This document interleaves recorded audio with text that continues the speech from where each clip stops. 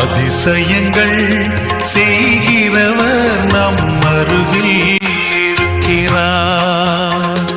அற்புதங்கள் செய்கிறவர் என்றும் நமக்குள் வசிக்கிறார். அதிசயங்கள்